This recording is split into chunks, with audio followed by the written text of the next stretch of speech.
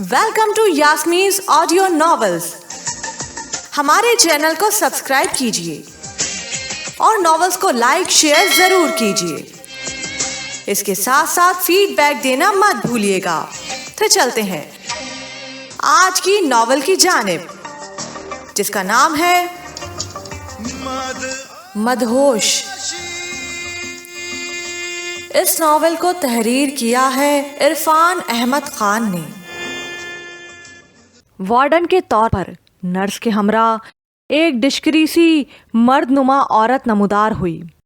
उसका सांस किसी नॉकआउट होते हुए बॉक्सर की तरह फूला था और तमाम बदन नुसरत फतेह अली खान की तरह मुतहरिक था। हरामजादी कुछ खाकर तो मर नहीं गई, और अगर ऐसा हुआ तो मेरी नौकरी गई। वार्डन ने जोरदार अंदाज में दरवाजा पीटा। सूफिया को उसकी घटिया रिमार्क्स जहर तो लगे, मगर उसके तनोतोष और दबंग से अंदाज ने उसे कुछ कहने से बाज रखा। उसने दिल में सोच लिया कि अस्पताल की इंतजामिया से वार्डन की शिकायत जरूर करेगी। वार्डन भी सफूरा से दरवाज़ा खुलवाने में नाकाम रही। इसके साथ ही लड़कियां कहाँ हैं? वार्डन ने सूफिया के साथ आने वाली नर्स से पूछा। ड्यूटी पर। नर्स ने खौफजदा अंदाज में जवाब दिया। आप यहाँ क्या लेने आई थी? वार्डन ने बाकी गुस्सा सूफिया पर उतारा। मैं सफूरा से अलविदाई मुलाकात करने आई थी। मैं कमरा नंबर 13 में कई माह से ज़ेरे इलाज रही हूँ और आज डिस्चार्ज होकर घर जा रही हूँ। सफूरा मेरी मुँह बोली बहन है। सूफिया ने मज़ीद सवालों से बचने की गर्ज से एक ही बार तफसीली बयान जारी कर दिया। सूफिया के जवाब से वार्डन को तशफ़ी हो गई और उसने नर्स को हुक्म दिया कि वो चौकीदार को बुला लाए। नर्स एक बार फिर भागती हुई चौकीदार को बुलाने चली गई और जल्द ही चौकीदार वहां आन मौजूद हुआ। करम इलाही, जाने क्यों इस कमरे का दरवाज़ा अंदर से बंद है और खुल नहीं रहा। तुम इसे तोड़ने की कोशिश तो करो। वार्डन ने चौकीदार को देखते ही कहा। दरवाजे के पैसे मेरी तनख्वाह में से तो नहीं कटेंगे? चौकीदार ने जाने किस तजर्बे के पेश नज़र पूछा। कह जो रही हूँ, दरवाज़ा तोड़ो। आजकल केबिल की वजह से हर छोटे बड़े को जुगते लगाने की बुरी आदत पड़ी है। वार्डन ने चौकीदार के भी लत्ते लिए। चौकीदार अपनी तसल्ली करते ही दरवाज़ा तोड़ने की कोशिश करने लगा। ऐसे मजबूत दरवाजे बनवाने की आखिर क्या ज़रूरत थी? चौकीदार भी दरवाज़ा तोड़ने में नाकाम रहा था।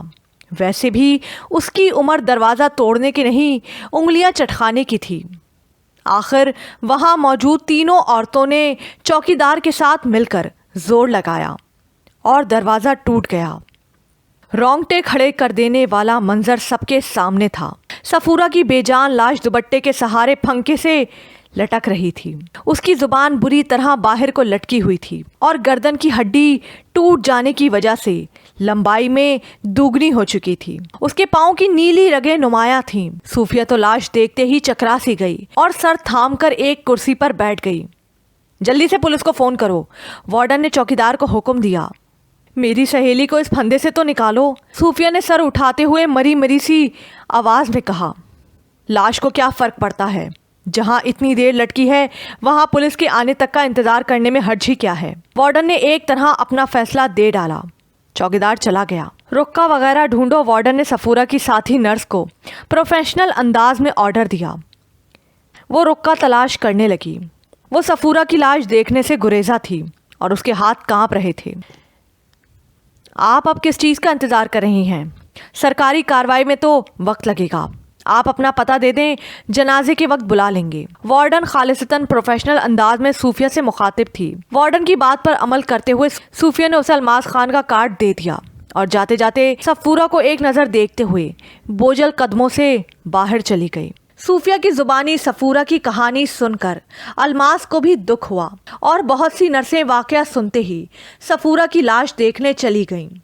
तेज तो वो थी, मगर इतनी ही हसास भी होगी, ये मेरे इल्म में नहीं था। खुदकुशी करना कोई मामूली काम नहीं।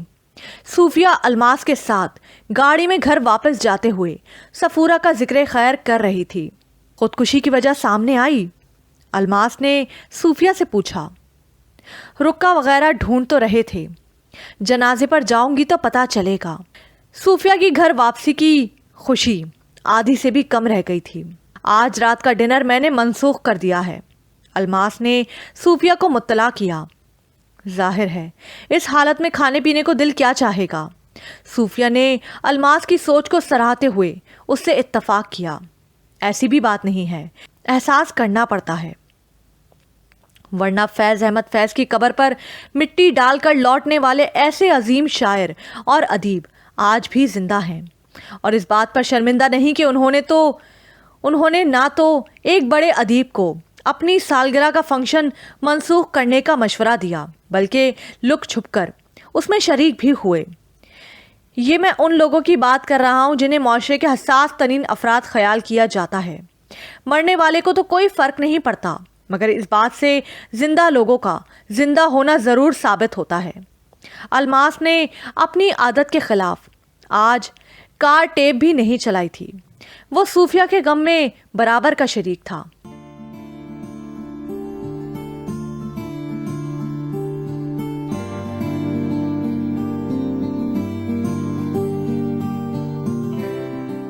رکے سے تو یہ پتا چلا ہے کہ ہاسٹل میں لڑکیاں اسے تانا دیتی تھیں کہ وہ دو شیزگی سے محروم ہو چکی ہے۔ اس نے رکے میں 3 بار قسم کھاتے ہوئے یہ جملہ لکھا ہے، میں کنواری ہوں۔ اس کے علاوہ بھی ہاسٹل کی لڑکیوں اور وارڈن کے ناروا سلوک کا ذکر رکے میں موجود ہے۔ شاید تم مردوں کے لیے یہ کوئی بڑی بات نہ ہو، مگر عورت کے لیے واقعی یہ بہت بڑی بات ہوتی ہے۔ مگر خودکشی کی حد تک جانا یہ اس کی انتہائی بے بسی ظاہر کرتا ہے۔ ممکن ہے صفورہ کی خودکشی کے رد عمل میں ہاسٹل کا ماحول کچھ بہتر ہو جائے۔ وارڈن تو معطل ہو ہی چکی ہے۔ میں نے پہلی بار سفید ہتھنی کو روتے ہوئے دیکھا، مگر مجھے اس پر ذرا ترس نہیں آیا۔ جنازے سے واپسی پر صوفیہ الماس سے مخاطب تھی۔ تمہارا چہرہ شروع ہی سے ایسا شفاف اور روشن تھا، یا یہ روپ جمشید سے شادی کے بعد آیا؟ الماس صفورہ کے حوالے سے مسلسل باتیں سن کر کچھ اکتاہٹ ہی محسوس کر رہا تھا، اس لیے بات بدلنا چاہتا تھا۔ نہیں، شروع سے تو ایسا نہیں تھا۔ میں دبلے پتلے جسم کی وجہ سے خاصی تنقید کا نشانہ بنتی تھی، اور مجھے سفید چوہیا یا لیڈی فنگر کہہ کر چھیڑا جاتا تھا۔ بلکہ شادی سے کچھ عرصہ پہلے میرا ایک بے تکلف کزن مجھے یہ کہہ کر چھیڑا کرتا تھا کہ تمہارا تو الٹا سیدھا پتہ نہیں چلتا، جس پر میں جل کر کہتی تھی کہ تم نے میرے الٹے سیدھے کا پتہ چلا کر آخر کیا کرنا ہے۔ پھر شادی ہوتے ہی میرا جسم بھرنے لگا، اور اسی کزن نے جب میری اور جمشید کی اپنے گھر دعوت کی تو میں نے اسے بطور خاص شرمندہ کرنے کی غرض سے کہا، ناصر اب بتاؤ میرا الٹا سیدھا پتہ چلتا ہے یا نہیں؟ یقین مانو الماس، وہی ناصر جو کبھی مجھے شرمندہ کیا کرتا تھا، سب کے سامنے اس قدر شرمندہ ہوا کہ کھانے کی میز ہی چھوڑ کر بھاگ گیا۔ ہاں، میرا چہرہ گردوں کی بیماری کے دوران اسٹیرائڈز کھانے کی وجہ سے عارضی طور پر متاثر ضرور ہوا تھا۔ شاید تمہیں یقین نہ آئے، میری ہلکی ہلکی داڑھی اور مونچھیں تک نکل آئی تھیں۔ بیماری کے ساتھ ساتھ میں اپنے چہرے سے بھی مایوس ہو گئی تھی، مگر ڈاکٹروں نے مجھے چہرے کی طرف سے تو تسلی کروا دی تھی کہ اسٹیرائڈز کا استعمال ترک کرتے ہی آہستہ آہستہ میں نارمل ہو جاؤں گی۔ مجھے ان کی بات کا بالکل یقین نہیں آتا تھا۔ کاش میں نے اس وقت ایک تصویر اتروا لی ہوتی تو آج تمہیں ڈرانے کے کام آتی۔ صوفیہ الماس کی توقع کے عین مطابق صفورہ کا ذکر بھول کر اپنے ماضی میں کھو گئی تھی۔ بھائی میں تم سے تصویر کے بغیر بھی ڈرتا ہوں۔ الماس نے صوفیہ کو خوش کرنے کے لیے ڈرنے کی ایکٹنگ کی۔ مجھے نہ ڈرانے والی بیویاں پسند ہیں، نہ ڈرنے والے مرد۔ تمہارا دوست جمشید ڈرپوک ہی تو تھا، جو ایک پیر کے کہنے میں آ کر بیوی سے محروم ہو گیا، جبکہ اس کی بہن کی شادی پیر کے ساتھ بھی ایک طرح سے میرے ہی چکر میں ہوئی۔ ویسے بھی مجھے 100% یقین ہے کہ میری بیماری اتنی تھی نہیں جتنی بگاڑ دی گئی تھی، اور اس درجے پر پہنچ کر آج زندہ سلامت نظر آنا کسی معجزے سے کم نہیں۔ میں ساری عمر تمہارے پاؤں دھو دھو کر پیوں تو پھر بھی احسان کا بدلہ نہیں اتار سکتی۔ صوفیہ کی بات ابھی تک یہی تھی کہ الماس نے اسے ٹوکتے ہوئے کہا، دوبارہ ایسی بات نہ کرنا، میاں بیوی میں کوئی احسان نہیں ہوتا، وہ بظاہر 2 اصل میں 1 ہوتے ہیں، اور جو جوڑے ایسے نہیں ہوتے سمجھ لو کہ وہ سمجھوتے کی زندگی گزارتے ہیں۔ ایک دوسرے کے لیے قربانی ہی اس رشتے کو مضبوط کرتی ہے۔ کیا میں تم سے اختلاف رائے کرنے کا حق رکھتی ہوں؟ صوفیہ نے کچھ عجیب سے انداز میں الماس کو گہری نظروں سے دیکھتے ہوئے کہا، ہاں ہاں کیوں نہیں، الماس نے کہنے کو تو کہہ دیا، مگر اس کے دل کو نہ جانے کیوں دھڑکا سا لگ گیا کہ صوفیہ جواباً اسے کوئی کڑوی گولی چبانے کو دے گی، مگر صوفیہ کچھ اور ہی کہنا چاہتی تھی۔ الماس، میری رائے میں تو ہم سب جبر کی زندگی گزار رہے ہیں۔ ہم سب نہیں، صرف کچھ لوگ۔ الماس نے صوفیہ کی رائے سے ابتدا ہی میں اختلاف کیا۔ نہیں، ہم سب۔ صوفیہ اپنی بات پر قائم تھی۔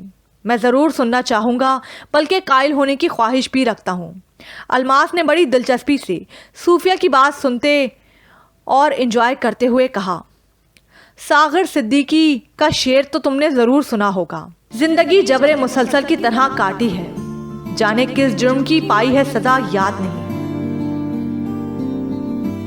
الماس نے اشارے سے سر ہلا کر تائید کی۔ انسان اس دنیا میں آدم اور حوا کے جرم کی سزا پانے آیا ہے، اور اسے یہ سزا کسی نہ کسی طور ضرور کاٹنی ہے۔ کسی کو یہ بات جلدی سمجھ میں آ جاتی ہے، اور کسی کو گوتم بدھ جتنی ریاضت کے بعد۔ اس نقطے کو مان لینے کے بعد اصل میں انسان کی زندگی شروع ہوتی ہے، کیونکہ جب وہ دنیا کو اذیت گاہ، قید خانہ تسلیم کر لیتا ہے تو اس کی اکڑ ایک دم ختم ہو جاتی ہے۔ اس کے انداز و افکار میں عاجزی کا رنگ سب سے نمایاں ہو جاتا ہے، اور عاجزی کا یہ رنگ ہمیں ریشمی چولا بدل کر خاشے کی بسنتی چادر باندھ لینے پر مجبور کرتا ہے، اور اس چادر کو پہننے والے کی گردن کبھی نہیں اکڑتی۔ جبر کی ایک نہیں کئی صورتیں دنیا میں موجود ہیں۔ زندگی کے جبر کی سب سے بڑی مثال گوشت، خون اور ہڈیوں کے درمیان ہماری روح کا زندگی کی شکل میں قید ہو جانا ہے۔ موت سکون ہے اور زندگی بے قراری ہے۔ یہ بھی جبر ہے کہ تم مونچھیں رکھنا چاہتے ہو، مگر تمہیں فلم یا سین کی ڈیمانڈ کو ذہن میں رکھتے ہوئے کلین شیو رکھنی پڑتی ہے۔ تمہارا دل چاہتا ہے ٹینڈ کروانے کو، مگر تمہیں ہیرو ٹائپ لمبے لمبے بال رکھنے پڑتے ہیں۔ تمہارا دل سونے کو، آرام کرنے کو چاہ رہا ہے، مگر تمہیں شوٹنگ پر جانا ہے کیونکہ سیٹ لگا ہے۔ تمہیں اپنے خونی رشتہ داروں میں سے کسی ایک یا سب کے ساتھ اختلاط کی خواہش ہوتی ہے، مگر فی زمانہ ایسا سوچنا بھی گناہ کے زمرے میں آتا ہے۔ تم کسی کے گھر مہمان جاتے ہو، وہ تمہارے سامنے بہت سے چائے کا سامان چن دیتا ہے۔ تمہارا دل چاہتا ہے کہ میز پر پڑا سب کچھ صفا چٹ کر جاؤ، مگر اس کے بجائے آپ بہت کچھ باقی چھوڑ دیتے ہیں۔ آپ کا دل کسی پر رونق جگہ پر باد شکم کے زوردار اخراج کو چاہتا ہے، مگر آپ ارد گرد کا جائزہ لینے کے بعد اپنا یہ ارادہ ملتوی کر دیتے ہیں اور اپنی یہ خواہش پیٹ میں دبائے گھر چلے آتے ہیں۔ یہ سب اور ان کے علاوہ بھی جبر کی بہت سی مثالیں ہمارے طرز حیات میں موجود ہیں، اور یہ جبری زندگی ہمیں کب تک اور کہاں تک لطف دے سکتی ہے۔ صوفیہ اپنے دلائل مکمل کر چکی تھی، اور الماس دل میں اس کا قائل بھی ہو چکا تھا۔ یعنی ہم جبر کے ساتھ جینے کے لیے اس دنیا میں جبری طور پر لائے گئے ہیں۔ الماس نے صوفیہ سے پوری طرح اتفاق کر لیا۔ شکر ہے، ورنہ تو مجھے تو پورا یقین تھا کہ تم میری بات کو غلط ثابت کرنے کی کوشش کرو گی۔ صوفیہ نے الماس کی طرف ستائشی نظروں سے تکتے ہوئے کہا، اسی کو تو کہتے ہیں انڈرسٹینڈنگ۔ ابھی تم میرے مزاج سے واقف نہیں۔ میں کسی کی تعریف کرنے اور اپنی تعریف کروانے میں کسی بخل سے کام نہیں لیتا۔ بد مزاجی تو میرے مزاج کا خاصا ہی نہیں۔ جمشید سے بھی میرے تعلقات محض تمہاری وجہ سے اور اصولوں کی جنگ میں ختم ہوئے ہیں، اور یک طرفہ محبت کو میں محبت نہیں مانتا۔ جمشید اب بھی مجھے فون کرتا ہے، ملاقات کے لیے وقت مانگتا ہے، مگر میں نے اس سے تمہیں گردہ دینے اور شادی کر لینے تک ہر بات چھپائی ہے۔ اسے کوئی اور بتائے تو بتائے، کم از کم میں تو بتانے سے رہا۔ میں تم پر احسان نہیں دھرتا، مگر فریحہ اب بھی مجھے شادی کرنے پر اکسا رہی ہے، بلکہ فون پر رو تک رہی تھی کہ میں تمہاری محبت میں کتنا خود غرض اور بے حصہ بن گیا ہوں۔ تم جس طرح میری زندگی میں داخل ہوئی ہو، ایسا تو فلموں میں بھی نہیں ہوتا۔ میری زندگی تو سچ مچ کا ڈرامہ بن گئی ہے۔ صوفیہ خاموشی سے الماس کو سن رہی تھی۔ گھر میں بیٹھی خاتون خانہ اس بات کا کہاں ادراک رکھتی ہیں کہ اس کے خاوند کی زمانے میں کتنی قدر ہے، اور اس کو اچکنے کو کون کون تیار بیٹھی ہے۔ میں تم پر احسان نہیں دھرتا، میرے یہ انداز بچپن ہی سے ہیں۔ تم میرے اسکول کے ساتھیوں سے اس بات کی تصدیق کر سکتی ہو۔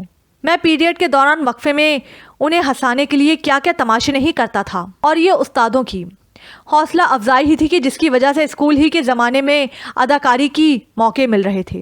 اگر فریحہ فون پر تمہیں مجھ سے بدگمان کرنے کے لیے کوئی ایسی ویسی بات کرے تو اسے دل کو لگانے سے پہلے مجھ سے کنفرم ضرور کر لینا۔ آنے والے دنوں میں تمہاری صحت کا دار و مدار دوائیوں کے ساتھ ساتھ اچھی خوراک اور بے فکری پر بھی ہوگا۔ میں اب تمہیں دوبارہ بیمار ہوتا دیکھنا نہیں چاہتا۔ الماس کی باتیں صوفیہ کے دل میں اترتی چلی جا رہی تھیں۔ چاہے جانے اور کسی کی پناہ میں جانے کا پر لطف احساس اس کے خون میں رقصاں تھا اور دھمال ڈال رہا تھا۔ اس کی میٹھی مسکراہٹ الماس کی توجہ اور محنت کا معاوضہ تھی۔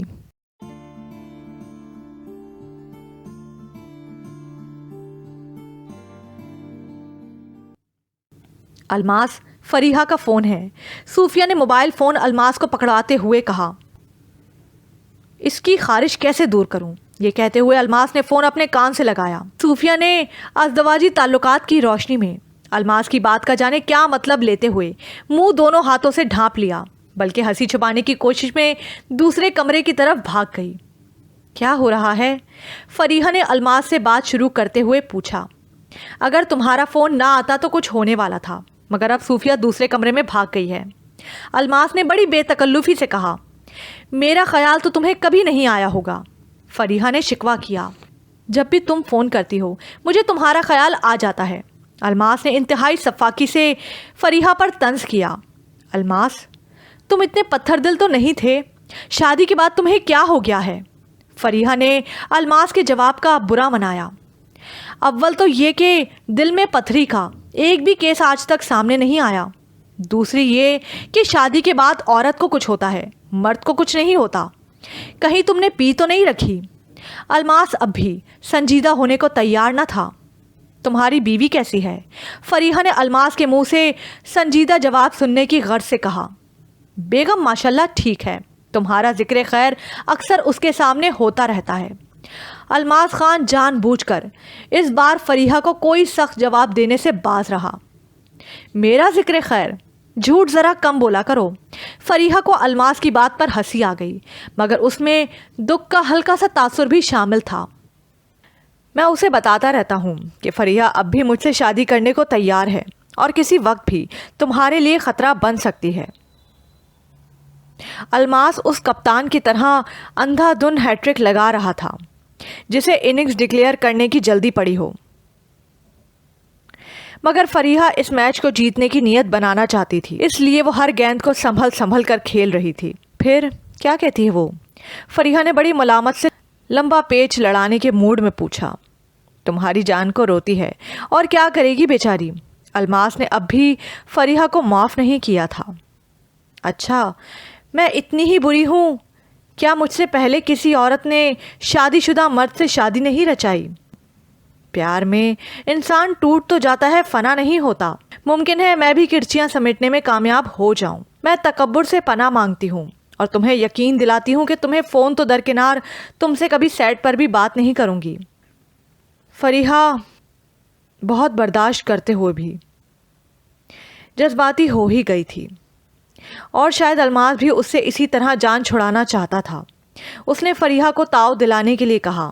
فریحہ، اپنی بات پر قائم رہنا، بہتر ہوگا مجھ سے میرا فیکس نمبر لے لو اور تحریری طور پر اس بات کا یقین دلا دو۔ آج کل کال کو پورے نہ مرد کر رہے ہیں اور نہ عورتیں۔ تمہارا فیکس نمبر ہے میرے پاس۔ یہ کہتے ہوئے فریحہ نے فون بند کر دیا۔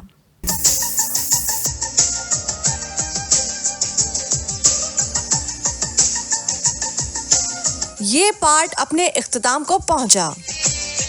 مزید پارٹ سننے کے لیے چینل کو سبسکرائب کیجیے۔